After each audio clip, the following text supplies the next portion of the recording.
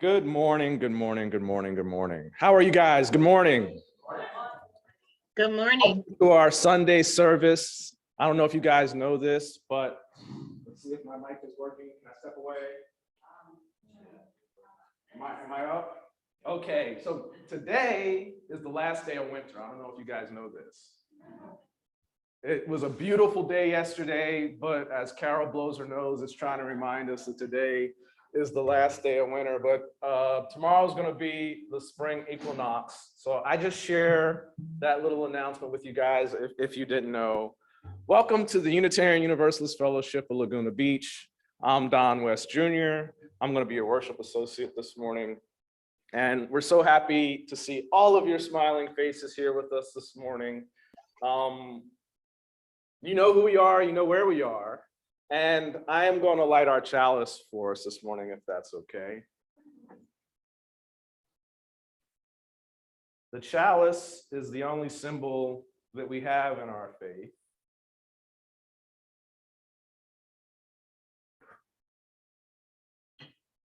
Everywhere that a Unitarian service is held, including Unitarian Divinity school classes, a chalice is lit. So we light a chalice every Sunday. I mean, every day when I have class at Starr King. And I'll share this with you guys as well, as I'm the reporter of what happens at Starr King back to the UUFLB. They light 2 additional candles at Starr King. They light a red candle and a white candle in addition to the chalice. And I should have written it down because I can't remember. My mind just went blank. But the red candle, I believe, is to remind us that we live in a time of war. And I can't remember exactly what the white candle is, but I'm going to make something up that's the opposite of being in the time of war.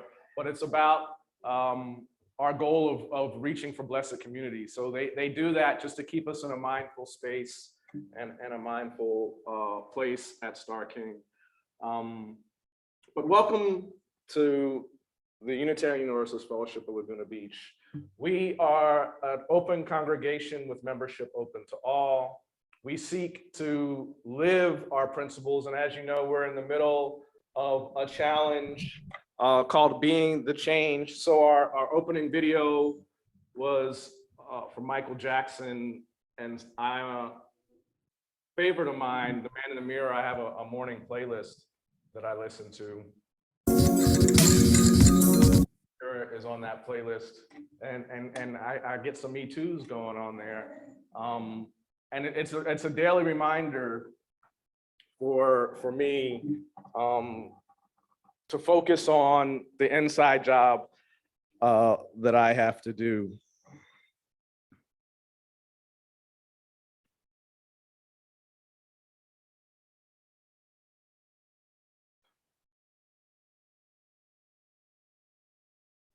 I told one of my friends, and it almost just happened. I said, if I just show up and I stand up there and say no words, eventually it'll be 12 o'clock and everybody will go home. So I'm gonna have Pam bring up a slide that's gonna show us a couple of announcements that we have. And I'm gonna start with Mike Radcliffe and Noreen Kukkonen are inviting all of you to come back next Sunday, 4/26 after service. And they're gonna do, or 4/26 next month, but 3/26, Noreen and Mike are gonna host after service. They're gonna host a lunch here. Mike and Noreen are going to bring the main courses. You're invited to bring some sides. And on 3/26, we're going to have a social justice Sunday, and we're going to be joined by Jemiah, is that his name? Jemiah from Crop Swap in Los Angeles. And Noreen is actually very excited about this gentleman joining us because he's doing something very dynamic. And every fourth Sunday is our social justice Sunday. The following week on 4/2, we have Reverend Celia Young joining us. And Reverend Celia's doing the beginning of a quarterly service that she's going to bring to us. And it's a series on aging and defining self.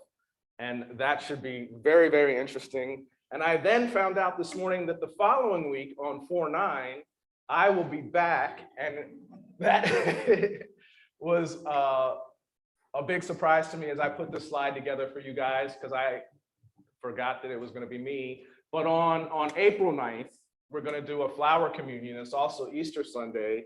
And if you guys aren't familiar, the flower communion is something that's been around in the Unitarian Church for 100 years. This is the 100-year anniversary of the flower communion. So we're going to do that on 4/9. And just a regular reminder, the first Sunday of every month, we help out at the alternative sleeping location with meals. And every Monday, our very own Paul Bogdan hosts Zoom at Noon. And for those who don't know what happens at Zoom at Noon, it's a community gathering, which offers a little bit of extra time to get to know one another and find out what's going on in everyone's lives. So I encourage everyone to check in with us at Zoom at Noon, get a deeper understanding of our fellow congregants. Our centering thought for today, I'm challenging Pam to keep up with the slides. Our centering thought comes to us from Charles Blow. And I'm going to invite you guys to read it with me. So let's read this together if everyone can see it. One doesn't have to operate with great malice to do great harm. The absence of empathy and understanding are sufficient. And I like you to internalize that and take it against the backdrop of the man in the mirror. You know, if you don't have the empathy and you don't keep that mindful, you have the potential to do great harm. And now, for the lovely vocals and music from Carol Cole, we are going to sing our opening hymn. So the words are going to be on the screen. I believe it is number 128.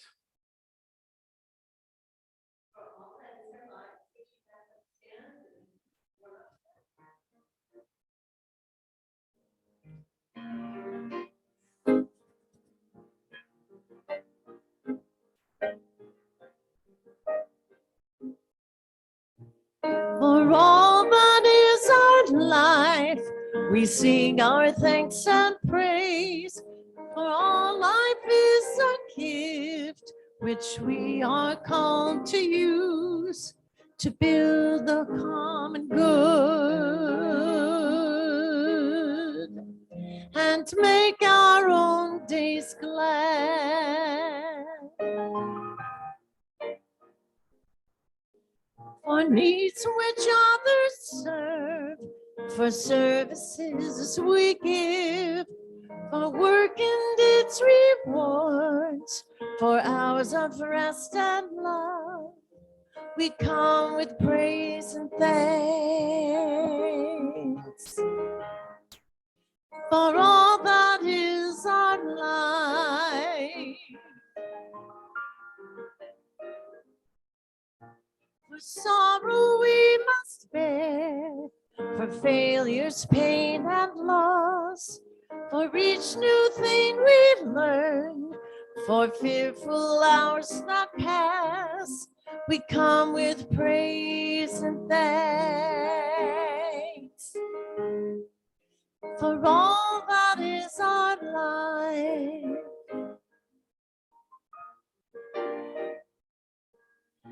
for all that is our life, we sing our thanks and praise. For all life is a gift which we are called to use to build the common good and make our own days glad.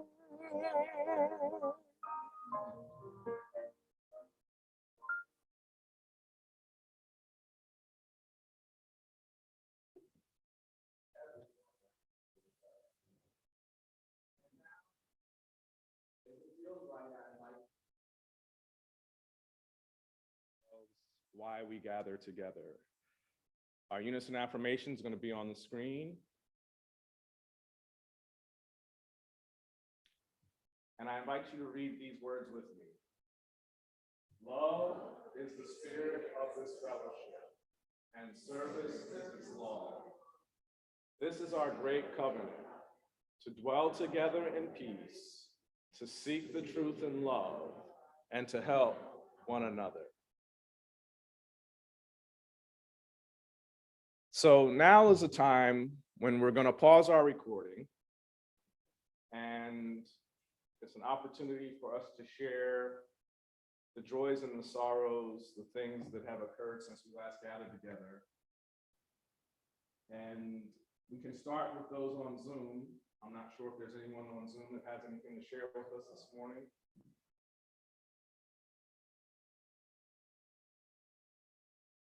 Nothing on Zoom, nothing on Zoom. So it's up to you guys. It's your big chance. Noreen has something for us.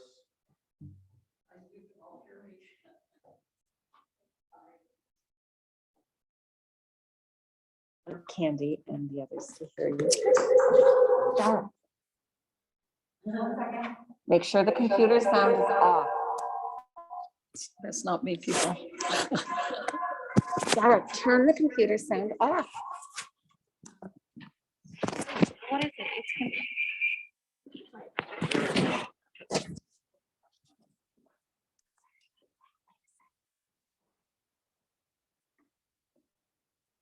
I love seeing the video this morning with all of those people who made such a huge change. That was really beautiful, that collection of people in that video. I have a joy this morning because I went for an early walk, and you know, I enjoyed the beach, the smells. It smells like spring, but there was a big pod of dolphins and there's nobody around, and I was the witness to them jumping out of the water. I mean, fully out of the ocean, and it was beautiful. It's one of the joys of being outside that I really appreciate, and it nourishes me.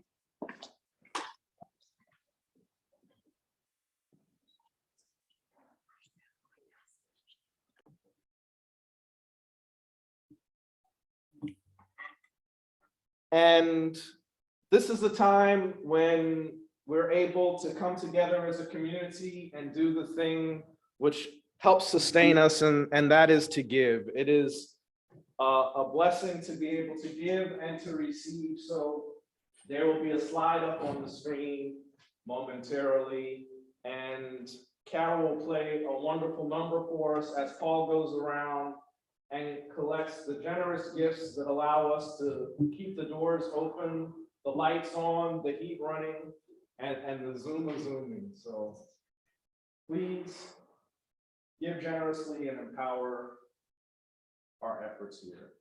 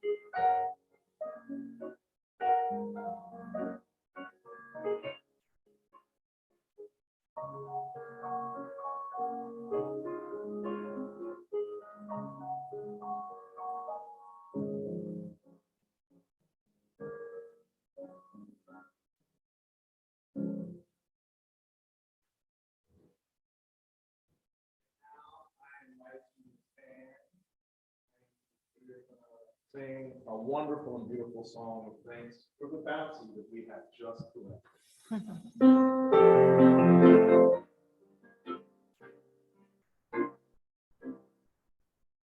From you I receive, to you I give. Together we share, out from this we live.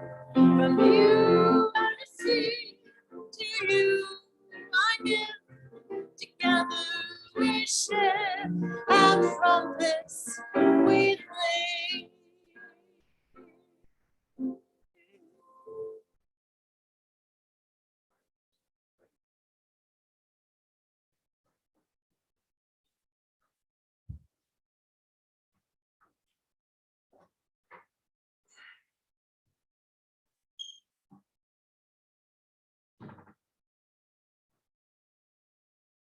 So as we begin to move into the space for meditation, I'm going to extend a special offer. One of my very good friends and a guy that does a weekly mental health coaching group with mine, his name is Cedric. He's in the middle of the LA Marathon right now. I'm not sure exactly where he is in the race. He started at 7 a.m., so he's probably around mile 14 or 15. His knee's probably hurting. So I invite you to send him some positive energy and some good vibes as we go into our meditative space, because I promised Cedric that we were going to hook him up with some energy for the second half of the race. Pam is going to bring up a slide, and the picture that's on the slide is of a path, and I love pictures of paths. And I'm not the photographer for this picture. The picture is actually taken by a high school classmate of mine who's been a mentor. She's an outstanding photographer named Addie Isabel. And so she gave me permission to share this with you. So I invite you to gaze upon the beautiful photography of Addie, or to close your eyes and to find a comfortable position. And I'm going to invite us to take some breaths together. And in addition to sending that positive energy to Cedric in the marathon, as we breathe in together, I invite you to breathe in love. And as we breathe out, we're going to breathe out peace. And we're going to do that 3 times together. And we're going to start on a deep in breath. Here we go. In and out. Another deep breath in, breathing in that love. And out. And on this last one, you make that exhale, make a sound with it, something to give it some energy. So let's breathe in and out with a little energy and sound. And now I'm going to invite you to take a few more deep breaths, breathing in peace, breathing out love, or vice versa, breathing out love, breathing in peace. But take a few breaths, let's center ourselves and get the space ready to come together and have a message.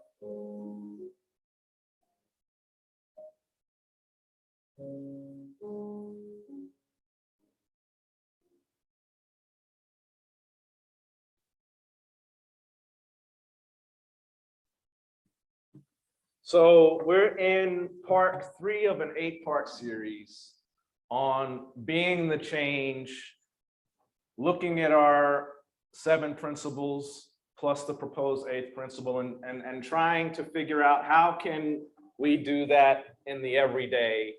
So as we begin this 3rd installment, again, I'm going to take us to the UU Church, UU congregation of Miami, and they have a short little video that they prepared on the 3rd principle that I'm going to use to set up our time today on being the change in the 3rd principle.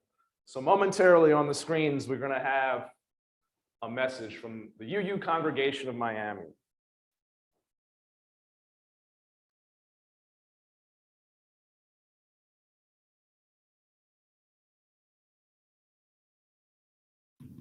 The 3rd principle is acceptance of one another and encouragement to spiritual growth in our congregations. This principle basically breaks into 3 parts.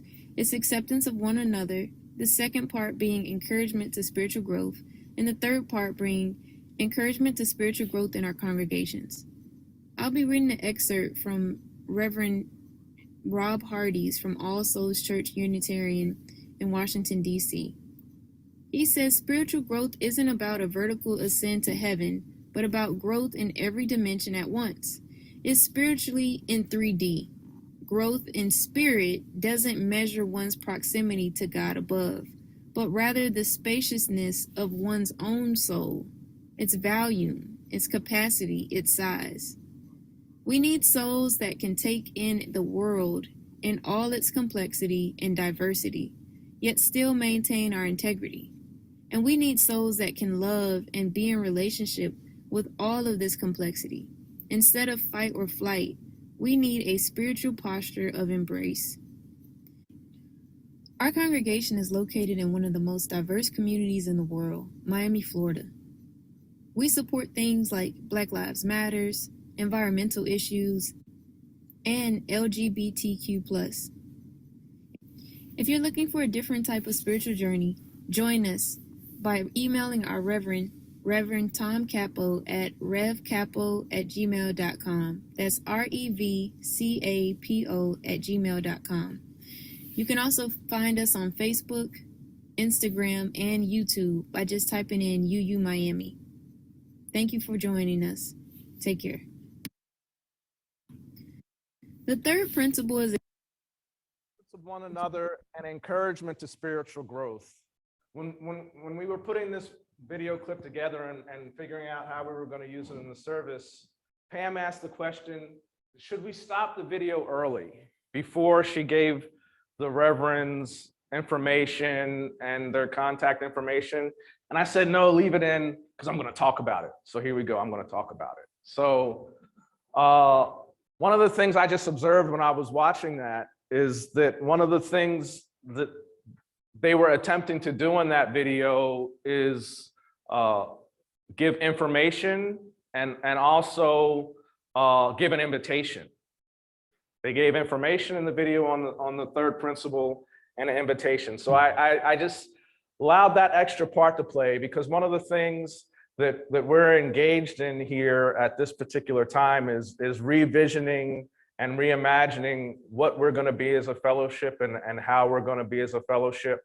And looking to that little 2-minute example of what is possible in sharing information and exploring the principles. I just want that to sit and percolate in your mind. But going back to what they said, acceptance of one another and encouragement to spiritual growth in our community.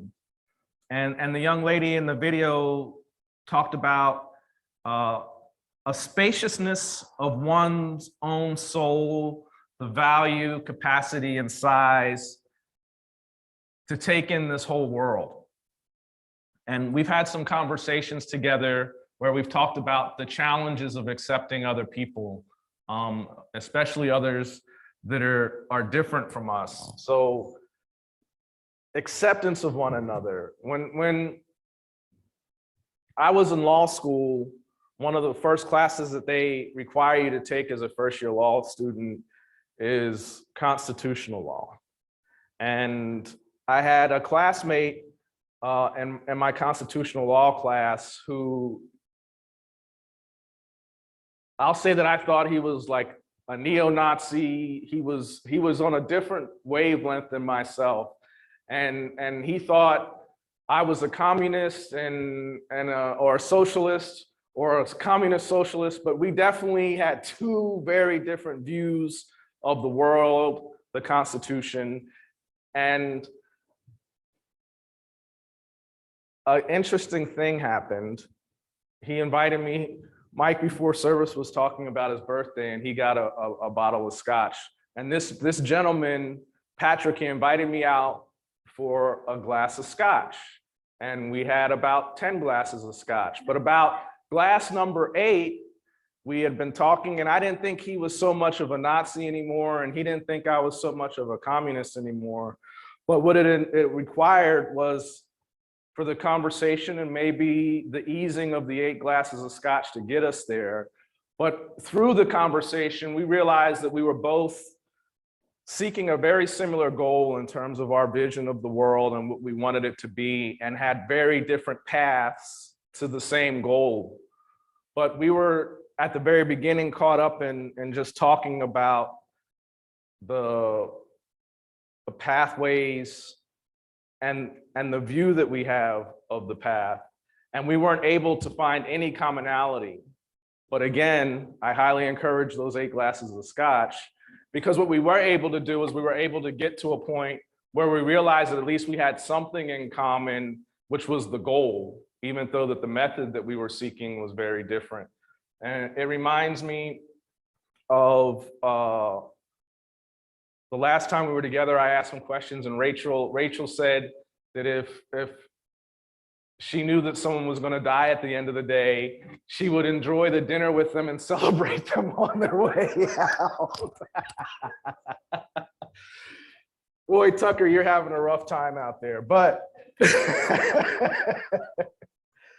I'm curious, because what we're looking to do in this series is challenge ourselves in the day-to-day of accepting one another. And in this principle, it talks about the end brings it together, the encouragement to spiritual growth in our community.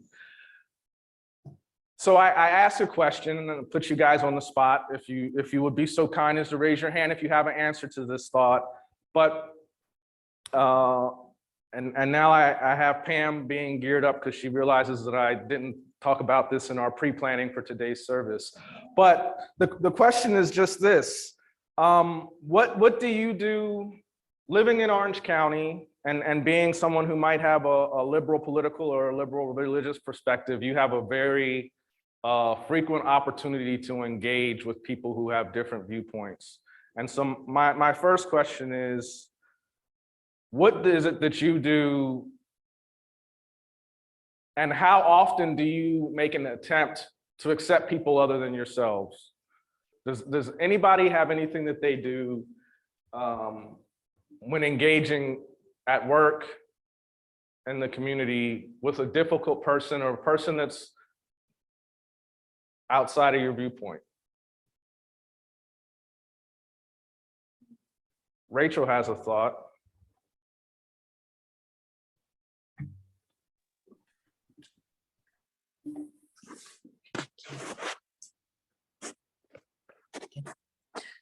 We recently combined households. We live in my mother's house, which is a triplex. And so. Un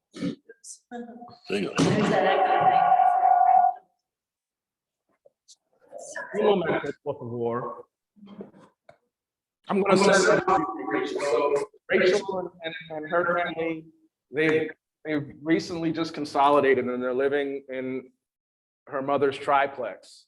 And the story's going to pick up from there in just a second. And we're just going to test for a sec. It sounds like it's okay. Okay, Rachel, here you are. Thank Sorry you. about that. And so that's you, Brian. No? Anyway, on a daily basis, we are challenged because our daughter married a very conservative, conspiratorial believer and who now thinks Trump is too conservative, but wears T-shirts around the house that support MAGA and things like that. So we're challenged on a daily basis to look for what we have in common and what he offers to our daughter and to the family versus his political beliefs. And mostly we avoid that subject, but we just try to look at who he is as a human being and that he's making our daughter Haven happy. And that's what matters most. Looking for the commonalities. Yeah, or at least that he tries to be kind to the grandkids in Haven, and then, you know, as a family member, what he can contribute and not getting into the politicals. But it's sometimes very challenging, especially when he wears those T-shirts. Anyone else?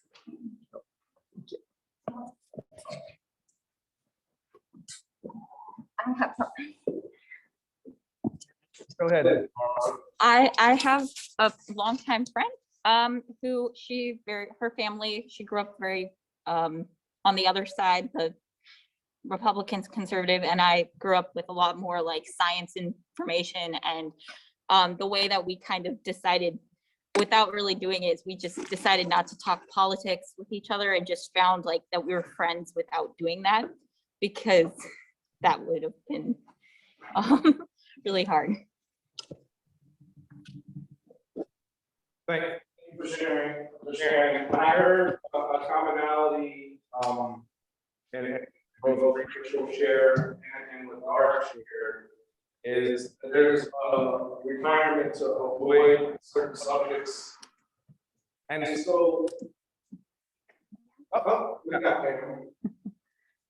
Hold on a sec, let me add here.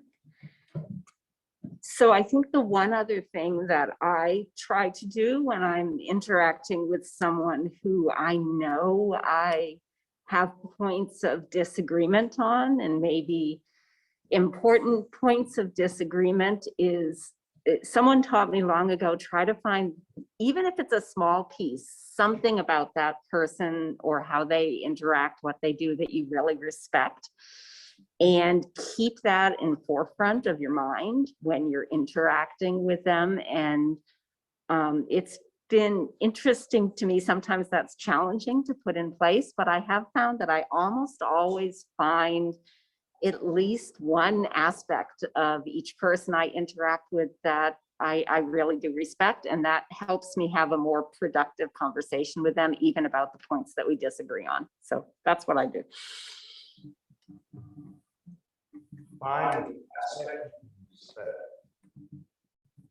So up at Starr King, in our classes, there's been a lot of conversation about welcoming communities, welcoming congregations, and what does that mean and what does that look like?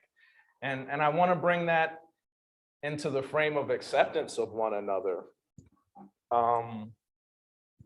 because and for everyone who didn't share, I hope that at least an instance or an individual came to mind. And so here's the question, and that you might not have an answer that you're able to share, but what if that person were to come in our door next Sunday? How would you interact with them in the relationship of this space? If it was the difficult friend or a difficult person, how would you welcome them into this space, or how would you deal with them if they were to show up in this space? And then the question is not to be answered out loud, but would you actually be willing to welcome them into this space? Is your heart and is your mindset in a space where you would say, yes, I want that t-shirt to come through the door.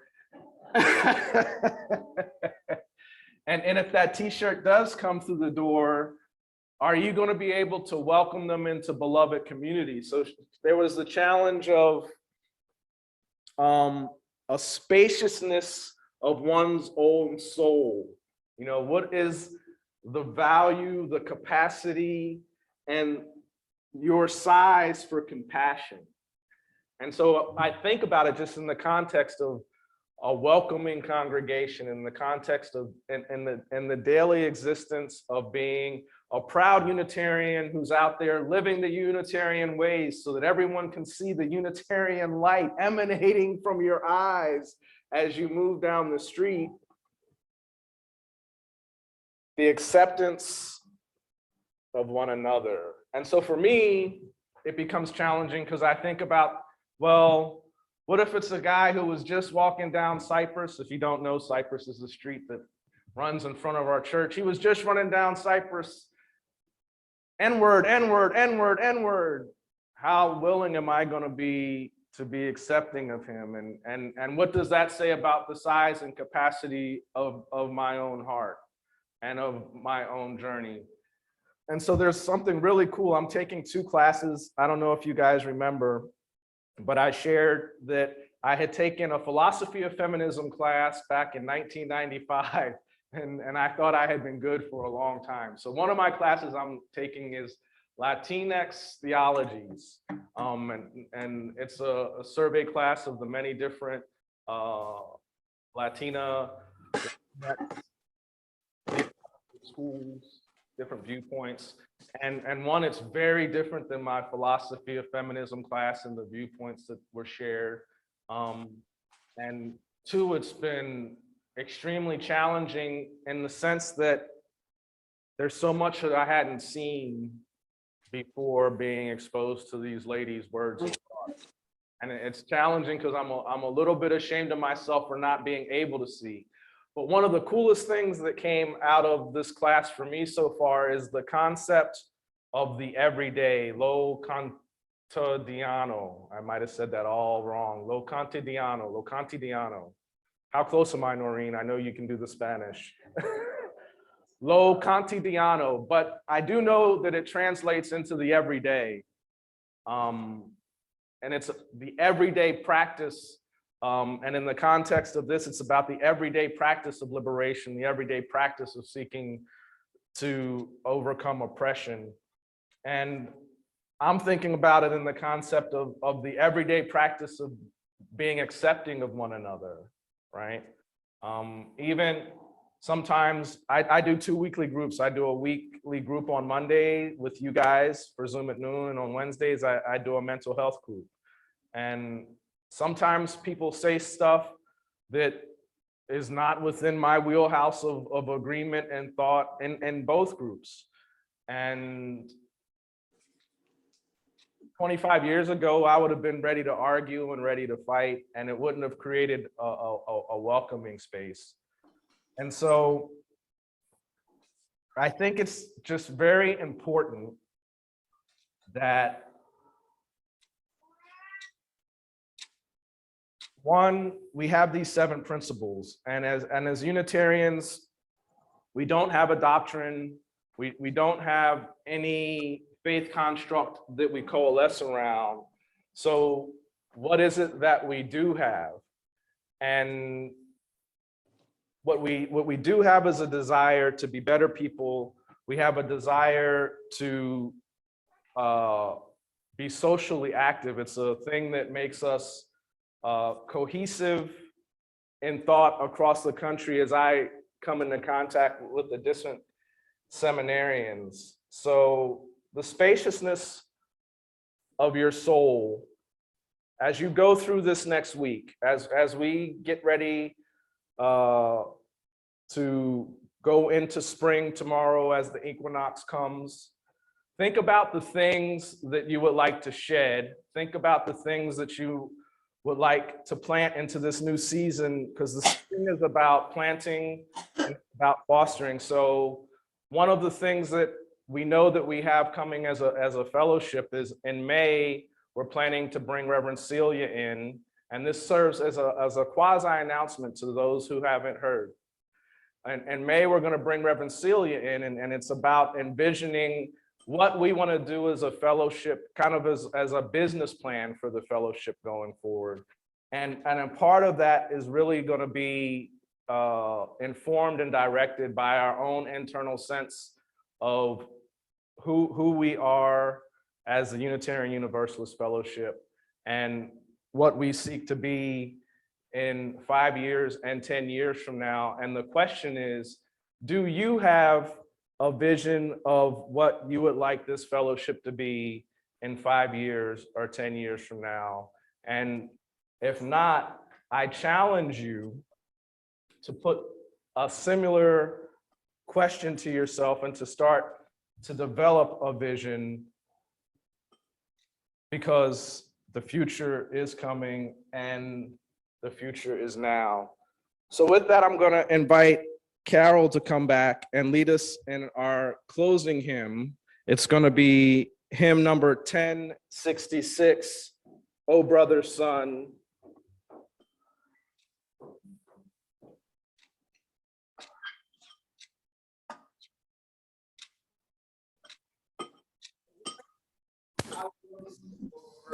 My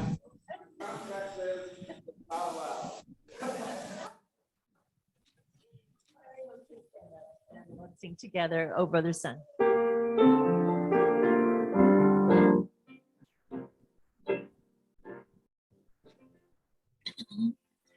Oh, brother, sun, you bring us light, all shining round in fiery night. Oh, sister moon, you heal and bless, your beauty shines in tenderness. Oh, brother, we This has yesterday's. leave the hills, your mighty breath. Today's funnies, and that has today's funnies too. Oh, sister water, you cleanse and flow through rivers and streams in ice and snow.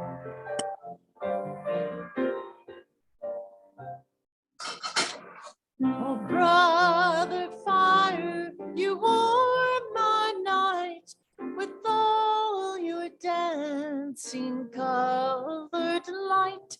Oh, sister earth, you feed all things, all birds, all creatures, all scales and wings. Oh, sister death, you meet us here and take us to our God so near. Oh, God of life, we give you praise for all your creatures, for all your ways.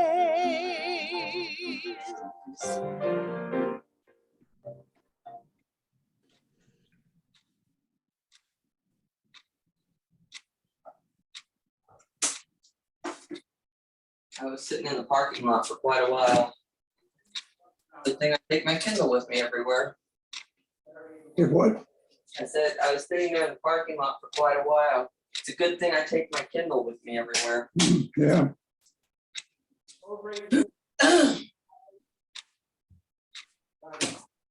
And bring us back safely together again.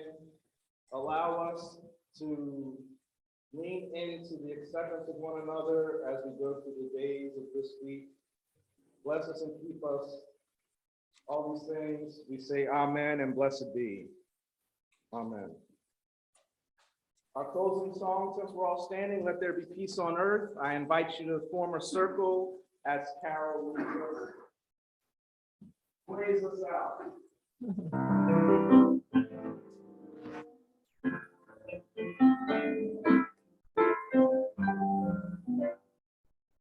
Let there be peace on earth, and let it begin with me.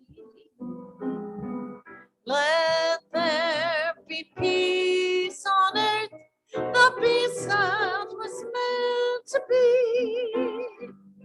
With earth as our mother, we are family.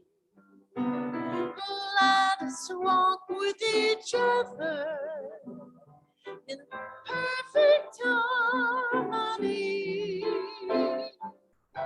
Let peace begin with me. Let this be the moment now. With every step I take, let this be my solid vow. To take each moment and live each moment in peace eternally.